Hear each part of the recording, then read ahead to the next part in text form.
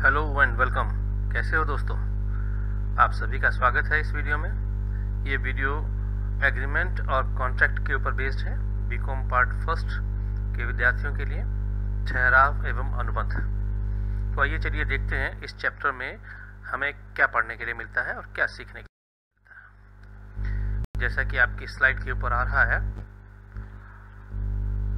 Section 2E के अनुसार प्रत्येक वचन तथा वचनों का प्रत्येक समूह जिसमें वचन एक दूसरे के लिए प्रतिफल होते हैं ठहराव कहलाता है। एक शब्द आपने सुना होगा, प्रॉमिस।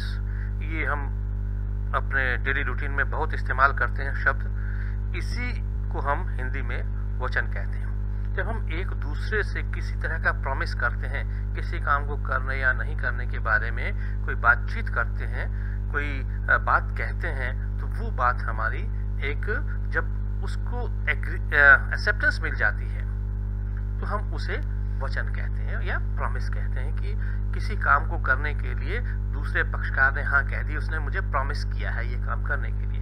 इस तरह की बातचीत जो हम डेली रूटीन में करते हैं उसी को हम वचन कहते हैं। वचनों का आदान प्रदान ही ठहराव कहलाता है। एग्रीमेंट शब्द जो हम इस्तेमाल करते हैं वो एग्रीमेंट ही एक दूसरे को जब हम प्रॉमिस करते हैं किसी काम को करने के लिए, मिस्टर ए ने मिस्टर बी को किया है, मिस्टर बी ने मिस्टर सी को किया है, या ये जो आपस में एक दूसरे को हम प्रॉमिस करते रहते हैं, यही प्रॉमिस हमारे इस कानून की भाषा में वचन कहलाते हैं। जब प्रस्ताव को स्वीकृति मिल जाती है तो प्रस्ताव वचन बन जाता है।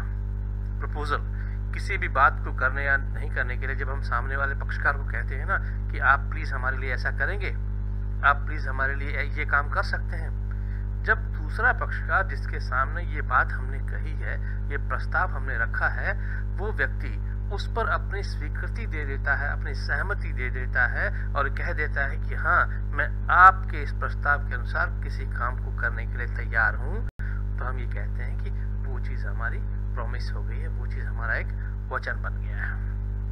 अतः किसी भी व्यवहार अथवा लेन देन की सबसे पहली व सबसे महत्वपूर्ण कड़ी ठहराव ही है कि सबसे पहले हम एग्रीमेंट को ही देखते हैं जब हम कॉन्ट्रैक्ट एक्ट पढ़ते हैं। इस स्लाइड में देखिए जैसा आपको दिखाई दे रहा है, प्रस्ताव पर सामने वाले पक्षकार ने स्वीकृति प्रदान की और एक ठहराव हो गया। एक एग्रीमेंट जो दोनों पक्षकारों के बीच होता है, वो प्रपोजल को जब एक्सेप्टेंस मिल जाती है तभी हम कहते हैं कि वो एग्रीमेंट हो गया। जैसे नीचे एक एग्जांपल आपको दिखाई दे रहा है, I wish to buy your car in 1 lakh rupees. पहला व्यक्ति कह रहा है कि मैं आपकी कार आपसे 1 लाख रुपए में खरीदने को तैयार हूँ, क्या आप मुझे बेचेंगे? दूसरा व्यक्ति कहता है यस आई एम रेडी, उसने अपनी सहमति दे दी है। इन दोनों के काम से प्रस्ताव को स्वीकृति मिल जाने से क्या हुआ? Agreement is created. हमारे इन दोनों पक्षकारों के बीच एक एग्रीमेंट या ठहराव हो गया। एक और इंपॉर्टेंट चीज देखिए, प्रस्ताव को जब स्वीकृति मिल गई ठहराव हो गया, लेकिन ठहराव को जब प्रवर्तनीयता मिल जाती है, जब कानूनी वैधता मिल जाती है, तो वो अनुबंध बन जाता है, कॉन्ट्रैक्ट बन जाता है। वैध अनुबंध के आवश्यक तत्व जब इसके अंदर समाहित हो जाते हैं कि एक वैलिड कॉन्ट्रैक्ट में क्या कुछ होना चाहिए, वो सारी बातें जब एक ठहराव में आ जाती हैं, ठहराव में समाहित हो जाती हैं, जब